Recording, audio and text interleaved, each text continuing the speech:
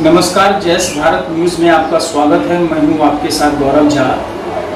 आज हमारे सामने भावी प्रत्याशी जो कि जिला परिषद उम्मीदवार राम प्रवेश चौधरी जी हमारे समक्ष हैं और इनसे हम बात करते हैं कि प्रणाम सर।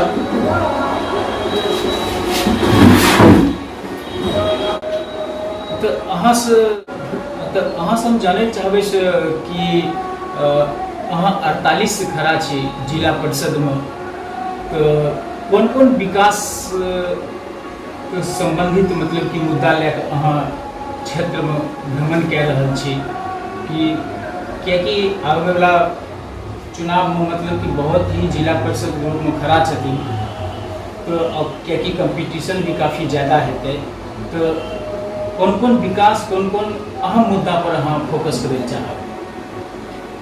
जहाँ तक विकास के सवाल है, तलीय स्तरीय पंचायती राज में पंचायत में विकास के लिए ही ज़्यादा से ज़्यादा पैसा सरकार दै छै।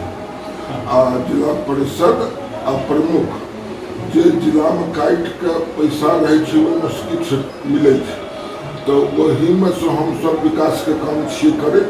हम रास्ता जेना कि कोनो रोड छै ओकरा हम PCC कह सकै छियै, नाला बनबा सकै छियै, और कोनो सरकारी प्रतिष्ठान छै ओकरा हम घेराबंदी कह सकै छियै, गेट लगा सकै छियै। यह सब मुख्य मुद्दा छै जिला परिषद के।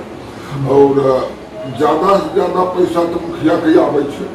हाँ। विकास के काम मुखिया जी कह सकै छथिन ज़्यादा, तो हमरा के साल भर में जे फंड मिलै छै ओकरो हमारे 7 पंचायत के जिला परिषद चुनाव होइ छै, तो 7 पंचायत में हमर काम करै छी। जेना कि हम मतलब कि खास तौर पर औरा पंचायत के बात करब कि जेना कि पटसा गाँव देख रहल छियै कि मेन रोड बनला से काफ़ी समस्या के सामना यहाँ के जे भी क्षेत्र के लोग छथिन करे पड़ि रहल छै, कियाकि हुनका घर के आसपास पानी के जमाव बहुत ही विकट समस्या के उभरि के आबि रहल छै हमरा सबके सामने। कियाकि एहन समस्या छै कि अगर ई ज़्यादा दिन जल जमाव रहते मलेरिया डेंगू हैजा के शिकार भए सकै छै आदमी, तो एहि तरह के मुद्दा पर मतलब अहाँ अंदर हैत ई सब चीज। हाँ, ये रोड सरकार आरओ द्वारा बदल के रोड छै, तो आरओ विभाग के जे अफसर छथिन हमरा सबके जिला में जे मीटिंग होइ छै ताहिमे आबै छथिन। हुनका हम कहबनि जे एहि गाँव में जहाँ जहाँ पानी लागै छै वहाँ नाला के निर्माण होय, आ ओकरा हमर काम में सरकारी रोड जे छै आरओ PWD ताहिमे हमर हस्तक्षेप नहीं कऽ सकै छी। हमारे ग्रामीण पथ में जे काम छै भीतर में ओकरा हम कह सकै छियै। मुख्य पथ जे विभाग के द्वारा छै ओहिमे हमर कह सकै छियै, अफसर को कहि के काम करवा सकै छी, ई राइट हमरा सबके छै।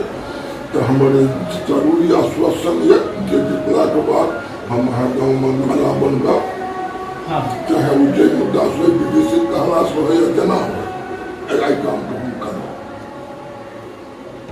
राम प्रवेश चौधरी जी एगो एहन व्यक्तित्व के धनी छथिन जे कि जनता के बीच में रहलखिन हैं और जनता हमेशा इनका साथ भी रहले हैं, और इस पहले भी जिला परिषद के चुनाव लड़लखिन और ओहिमे इनका जीत हासिल भेले रहे। तो एक तरफ ई कहल जा सकै छै कि जनता के रुख हिनका तरफ अवश्य दिखाई दे रहल छै, कियाकि विकास के आधार पर मतलब कि जनता हिनका चुनलखिन जिला परिषद में। तो सर अहाँ जाने चाहबे कि कोरोना के समय छै और कोरोना में काफ़ी विकट समस्या के सामना पूरा देश करे पड़ि रहल छै और जनजीवन भी अस्त व्यस्त छै, तो एहि काल में अहाँ के मतलब कि क्षेत्र में कौन कौन परेशानी के सामना करे पड़ि रहल है एहि दिन में? समस्या तो बहुत विकट रही पूरा देश के लिए। तब हमरा के क्षेत्र में जहाँ तक हमरा से मदद लोग के भए सकले, सिलेंडर के भले चाहे दवाइए के भले डॉक्टर के भले जरूर प्रयास किए, और अपन टीकाकरण में हमार पूरा सहयोग के हर गाँव में टीकाकरण करबेलिए। तो हमरा मतलब कि आशा और विश्वास है कि भावी प्रत्याशी जिला परिषद के रूप में भी जे भी हमरा सामने मौजूद छथि राम परवेश चौधरी जी, तो ई जितला के बाद विकास करता और क्योंकि हमेशा ई जनता से जुड़ कर रहा है और जनता के बीच में तो हमेशा हिनका देखे छी कि लागले रहे छथिन। तो बहुत बहुत धन्यवाद अहाँ के हमरा से बात करे के लिए। और अहाँ से सर एक चीज और जाने चाहबे कि जेना कि जिला परिषद के ई चुनाव भए रहल छै, अहाँ 48 छियै तो 47 के छथिन एहिमे 47 लीडरशिप छै, वहाँ से हमर पत्नी खड़ा छथिन आ वहाँ से जिला परिषद सदस्य भी छथिन, जीतल छथिन।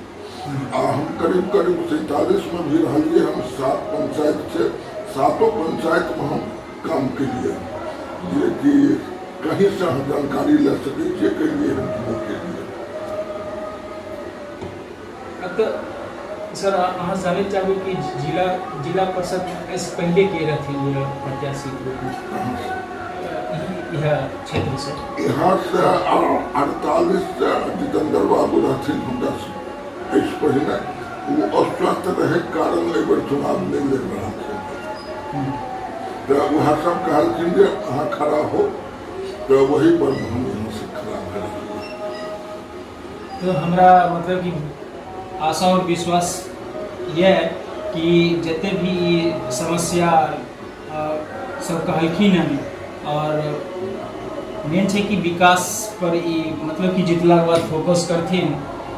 तो आशा और विश्वास हमरा ई है कि एबेर जनता भावी प्रत्याशी जिला परिषद राम परवेश चौधरी जी के मौका देतन लेकर कि जैसे ई बेहतर समाज, बेहतर गांव और बेहतर पंचायत स्थापना कर पेथिन। सर के लिए बात करने के लिए बहुत बहुत धन्यवाद।